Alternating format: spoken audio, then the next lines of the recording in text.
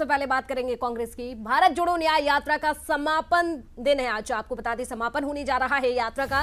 63 दिनों तक राहुल गांधी की न्याय यात्रा चली है। संविधान की प्रस्तावना पढ़कर राहुल ने अपनी यात्रा को खत्म किया है और ये आप तस्वीरें भी देखिए। यात्रा के समापन पर इंडिया का शक्ति प्रदर्शन, इंडिया गठबंधन की हाथ में हाथ देखिए किस तरह से एकजुट होकर यहां पर मंच पर नजर आए हैं। राहुल गांधी की न्याय यात्रा जिस तरह से देश भर में निकाली गई, मध्य प्रदेश छत्तीसगढ़ से भी निकाली गई और 63 दिनों तक ये यात्रा चली है। लेकिन बड़ी बात यह है कि अब देखिए इंडिया गठबंधन जिस तरह से पहले थोड़ा सा अलग थलग दिख रहा था, लेकिन अब एक ही मंच पर नजर आ रहे हैं। और चलिए सीधे ले चलते हैं आपको जहां राहुल गांधी संबोधन कर रहे हैं। डरे नहीं हैं, ये सब लोग उसी सिस्टम का मुकाबला कर रहे हैं। आज नरेंद्र मोदी के पास भ्रष्टाचार की मोनोपोली है।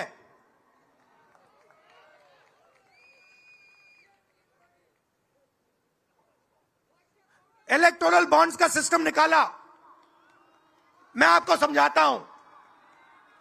यहां पे जो छोटे छोटे सड़कों पे ना एक्सटॉर्शन चलता है, हफ्तेबाजी चलती है ना, वो नेशनल लेवल पे कर रहे हैं ये लोग। मैं बता देता हूं, 4 तरीके की हो रही है।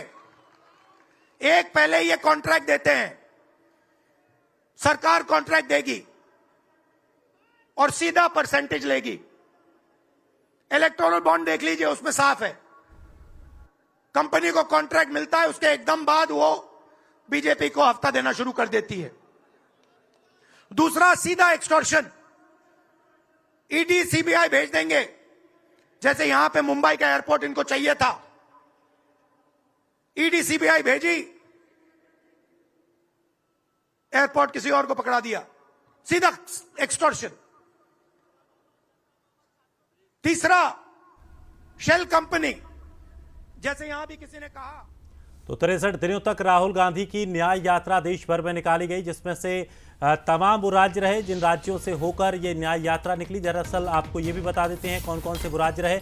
मणिपुर से इस यात्रा की शुरुआत की गई थी, जहां मणिपुर, नागालैंड, असम, मेघालय, पश्चिम बंगाल, तमाम ये वो राज्य रहे जिन राज्यों से होकर ये यात्रा निकली। इसके बाद पश्चिम बंगाल से बिहार पहुंची, बिहार के बाद झारखंड, ओडिशा के बाद ये यात्रा छत्तीसगढ़ पहुंची, छत्तीसगढ़ के बाद यात्रा उत्तर प्रदेश पहुंची, उसके बाद मध्य प्रदेश की यात्रा पहुंची, महाराष्ट्र, गुजरात के बाद महाराष्ट्र, और महाराष्ट्र में मुंबई में आज इस यात्रा का समापन किया गया। तमाम इंडिया गठबंधन दल के जो तमाम बड़े नेता रहे वो भी इस रैली में मौजूद रहे हैं और साफ तौर पर इसे इंडिया गठबंधन के एक शक्ति प्रदर्शन के तौर पर देखा जा रहा है।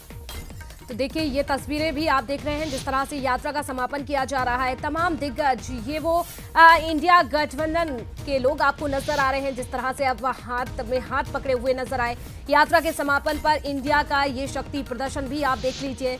यात्रा कई राज्यों से होकर निकली है। न्याय यात्रा जिस तरह से नाम दिया, मणिपुर से यात्रा की शुरुआत हुई क्योंकि मणिपुर जिस तरह से सुर्खियों में रहा, महिलाओं के साथ अत्याचार हुए और इसी को लेकर ये नाम दिया न्याय यात्रा। लेकिन अब ये समापन की खबरें भी, और देखिए किस तरह से राहुल गांधी ने न्याय यात्रा निकाली और 63 दिनों तक ये यात्रा निकली है। लेकिन इस यात्रा में क्या खोया है और क्या पाया है ये भी आपको समझाते हैं।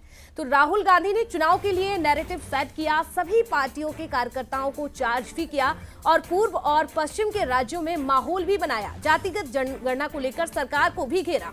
बिल्कुल, और इंडिया गठबंधन के नेताओं के बीच सामंजस्य भी बनाने का यहाँ प्रयास देखने को मिला। राहुल गांधी यात्रा के दौरान विपक्ष सीट बंटवारा भी हो गया, उसमें भी किसी तरह की ज़्यादा इतनी समस्याएं नहीं आई। यात्रा के दौरान हालांकि हाथ में दरार आई है, कई कांग्रेसी बड़े नेताओं ने पार्टियां छोड़ी हैं, पार्टी छोड़कर वो दूसरे दल में शामिल हुए हैं, बड़े बड़े नेताओं ने पार्टी को अलविदा कहा है। तो कुछ इस यात्रा से कांग्रेस को, राहुल गांधी को या इंडिया गठबंधन को कह सकते हैं मिला भी है, लेकिन बहुत कुछ खोया भी है। तमाम अदावतें भी देखने को मिली इस दौरान। कई बार स्थितियां ऐसी बनी कि जो इंडिया गठबंधन के दल थे वो अलग थलग जाते हुए नजर आ रहे थे, लेकिन जिस तरह से धीरे धीरे यात्रा चलती रही, आपसी सामंजस्य होता रहा, बैठकें होती रहीं। इससे पहले जो महत्वपूर्ण इस यात्रा के लिए जो महत्वपूर्ण रैली थी वो पटना में आयोजित की गई थी। पटना में एक बड़ी रैली आयोजित की गई, जिसमें तमाम जो इंडिया गठबंधन के दल के तमाम दिग्गज नेता है वो मौजूद रहे और वहां से एकजुटता, वहां जो भीड़ थी उसके बाद से इंडिया गठबंधन को कुछ उम्मीद जगी कि शायद लोग उनसे जुड़ रहे हैं।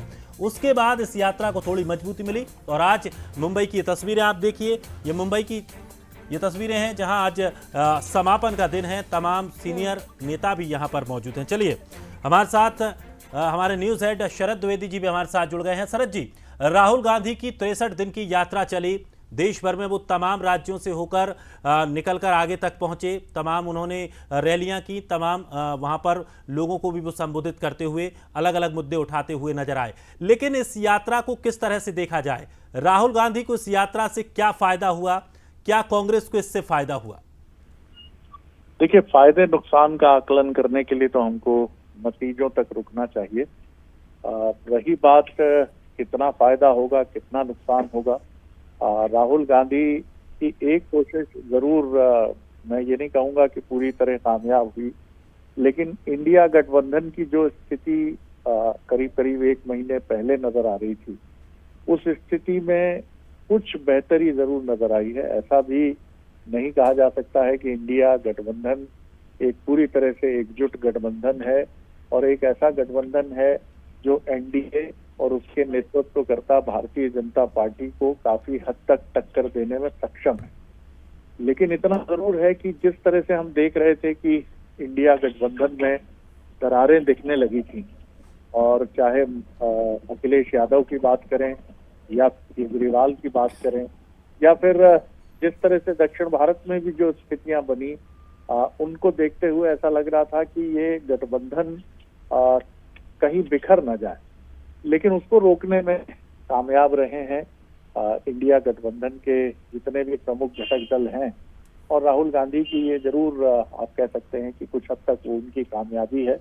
लेकिन हमें इंतजार करना होगा लोकसभा के नतीजों तक, क्योंकि अभी तक जबकि चुनाव की घोषणा हो चुकी है, इंडिया गठबंधन की तरफ से और खुद कांग्रेस की तरफ से जो मसले उठाए गए हैं, वो मसले वही हैं जिनको लेकर इंडिया की बात करें, गठबंधन की, या राहुल गांधी या कांग्रेस की बात करें, तो वो मसले वही रहे जो मसले वो बीते 2-3 वर्षों से उठाते रहे। ईडी, आईटी, तथाकथित रूप से विपक्ष को कहीं पीछे छोड़ने की, कुचलने की कोशिश। कोई भी ऐसा मुद्दा अभी नहीं है जिस मुद्दे पर देश की जनता एक स्वर में इंडिया गठबंधन के साथ खड़ी हो, जैसा हम सत्ताधारी दल के विरुद्ध आक्रोश देखते हैं, और उस आक्रोश को भुनाने में विपक्ष कामयाब होता है। ऐसी परिस्थितियां अभी नजर नहीं आई हैं, लेकिन भी लोकसभा का चुनाव है, अभी 2 महीने हैं, 1.5 महीने करीब हैं पहले चरण के चुनाव के लिए, 1 महीना ही कह लीजिए। तब तक क्या स्थितियां बनती हैं वो भी देखना दिलचस्प होगा। जी बिल्कुल शरद जी, शुक्रिया हमारे साथ जुड़ने के लिए। सबसे बड़ी बात आपने कही कि ऐसा कोई भी विपक्षी दल माहौल नहीं बना पाया या कोई भी ऐसा मुद्दा लेकर नहीं आ पाया जिसे कि जनता से, आम जनता से जोड़ा जा सके।